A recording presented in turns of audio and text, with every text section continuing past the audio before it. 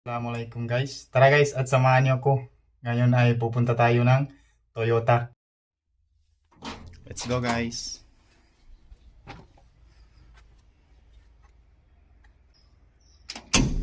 Ayan guys, yan yung sasakyan ni Boss Amo. The Toyota Highlander.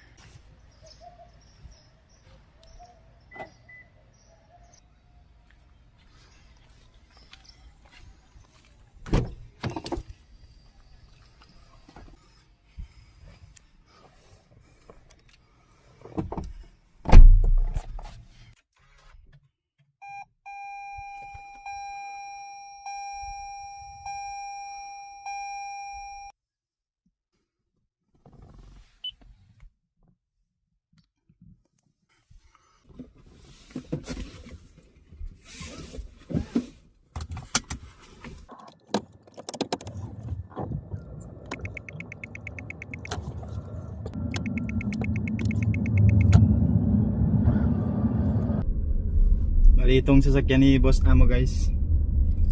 Ngayon ko lang ito siya pwedeng gamitin kapag kuan maintenance time.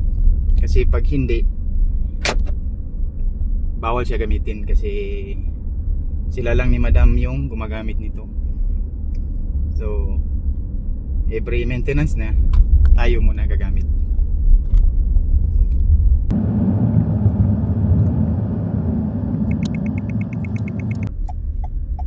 Bali, share ko na rin pala sa inyo guys na nung pagdating namin ni Mrs. dito sa Saudi,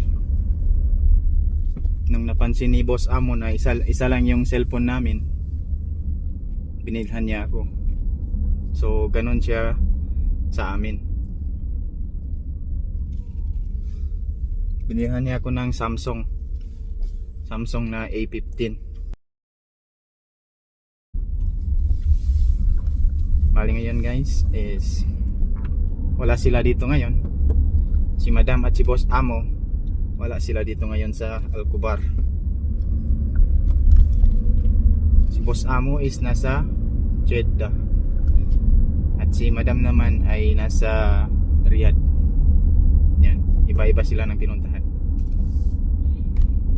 Bali kaninang umaga nagatid din tayo ng anak ni Madam doon sa school na pinagtatrabahuan niya.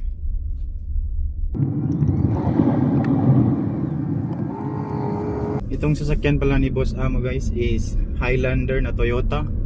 Ito yung hybrid, kaya hindi niya ito basta-basta pinapagamit sa akin kasi mahal daw ang maintenance.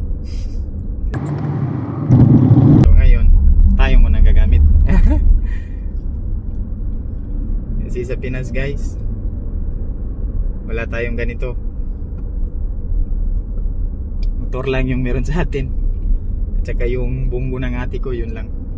At least dito ka-drive tayo ng iba't ibang klase ng sasakyan. Iniwan muna natin si Mazda CX-9 kasi ito muna yung asikasuhin natin. Alam nyo guys, pag wala dito yung mga amo natin, sa mga kasama ko dyan na family driver, pag wala talaga yung mga amo is hayahayang buhay kasi medyo walang utos, kulang yung trabaho,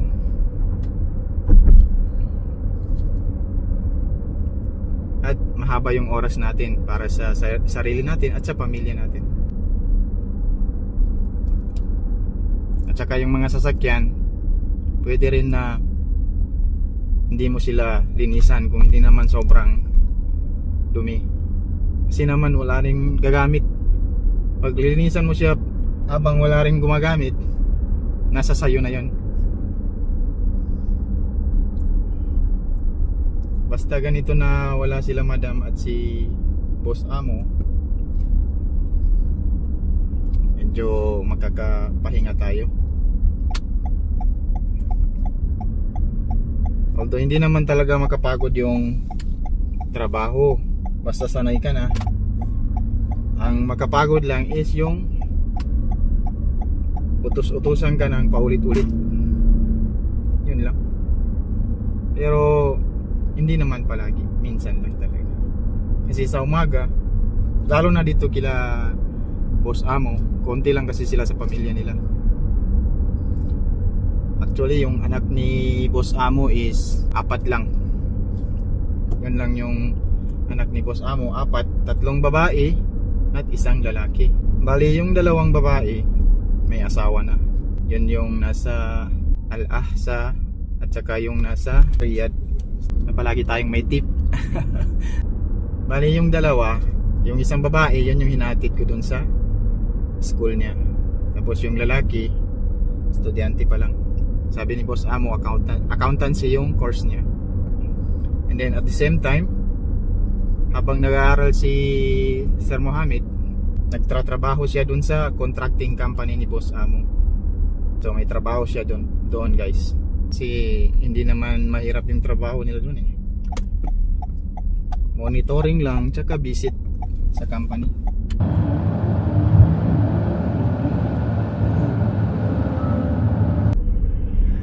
Tapos maliban dun sa cellphone, ano pa ba yung binigay ni Boss Amo sa akin? Siyempre, binigyan tayo ng jacket. At binigyan din niya ako ng tob.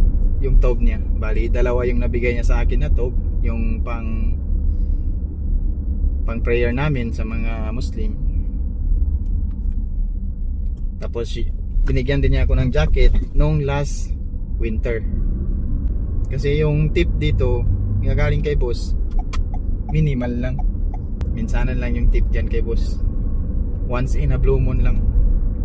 Pero okay lang yun kasi may sahod naman tayo. Bali kapag ganitong wala yung amo ko dito sa Alcobar o sa bahay, wala talagang trabaho guys.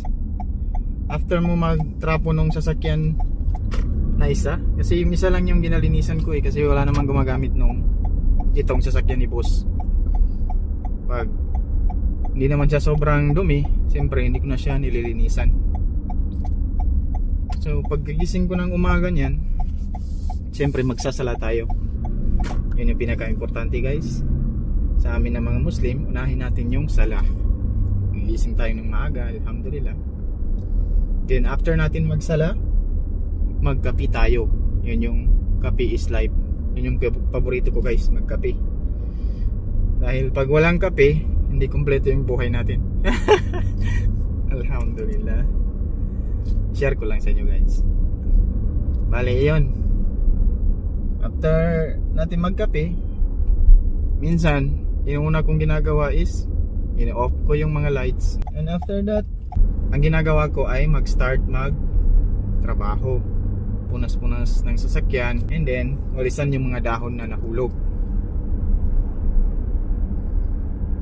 Then after that, wala na, pahinga na tayo guys. Tawag na sa Pilipinas kay Mrs. Kasi ando na si Mrs. sa Pilipinas kasi may baby na pala kami. Hindi ko na mention dyan no guys. After 4 months namin dito sa Saudi is nabiyayaan na kami ng baby, alhamdulillah. Kaya hindi sayang yung pag-uwi ni Mrs. Naka-decide ako na pauwiin siya guys. Kasi siyempre iniingatan natin yung anak natin. First baby pa naman. So mas mabuting umuwi na lang siya kaysa magtrabaho. Kasi nagpaiwan naman ako para tapusin yung kontrata. Kasi sayang guys, pinaghirapan namin dun sa Maynila, tapos uuwi lang kami. So ngayon nandun si Mrs. sa Pilipinas para kay baby. Bali ayan guys, after ko maglinis, wala na, hintay na lang ng tawag. Bali ngayong wala sila dito, walang trabaho. Bali kasi nandito yung anak niya, so yun lang yung trabaho ko.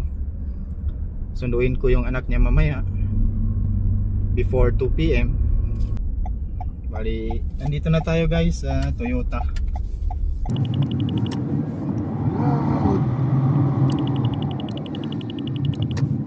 Lapit lang kasi yung Toyota dito guys. Hindi lang tayo magkapatakbo ng mabilis kasi may speed limit. Halos lahat ng daan dito sa Saudi may speed limit. Kahit anong luwang ng daan, hindi ka pwedeng magpatakbo ng mabilis kasi may speed limit dito. Yun yung pinaka-ingatan natin guys. sa mga may plano na pumunta dito at gustong maging family driver. Sige guys, punta muna ako sa loob. Salamat sa pagsabay sa akin papunta dito sa Toyota. Masalam. A few moments later.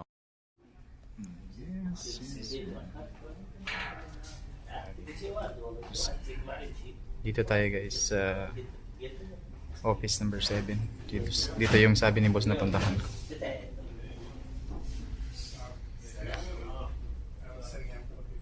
Bali, mabas pa kasi yung engineer na in charge dito. So, hintay-hintay muna ako. Yan guys, nandito tayo sa Toyota. Bali, hintay-hintay muna tayo. Sobrang daming tao. Yan guys, hintayin muna natin yung si Engineer Ahmed Wahid. Yan yung pangalan niya. A few moments later. Guys, tapos na natin yung pagpa-schedule ng repair ng sasakyan. Bali ngayon, uuwi na tayo. Sasakay tayo ng taxi. Ito pala yung service agreement, guys. Then, bukas pa makukuha yung sasakyan.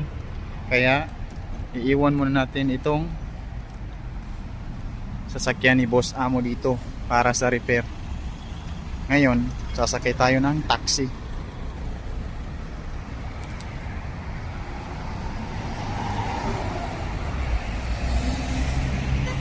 Ito yung Toyota dito guys sa Alcobar Toyota.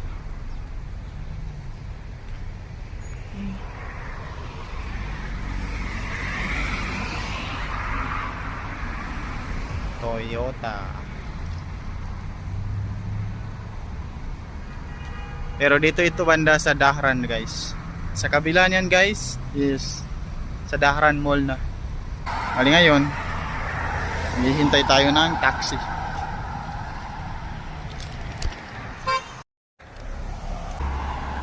Nilampasan tayo ng taxi guys. Meron na sanang taxi guys, kaso lumagpas. So, hintay-hintay muna tayo.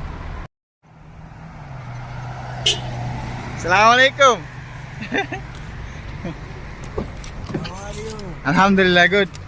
Bali, hindi tayo natuloy sumakay doon sa Fortuner guys. Yan yung sinakyan namin dati ni boss nung nagpa-maintenance kami ng sasakyan. Bali, cash kasi yun eh. Bali, ang babayad ko ngayon is yung ATM. Okay.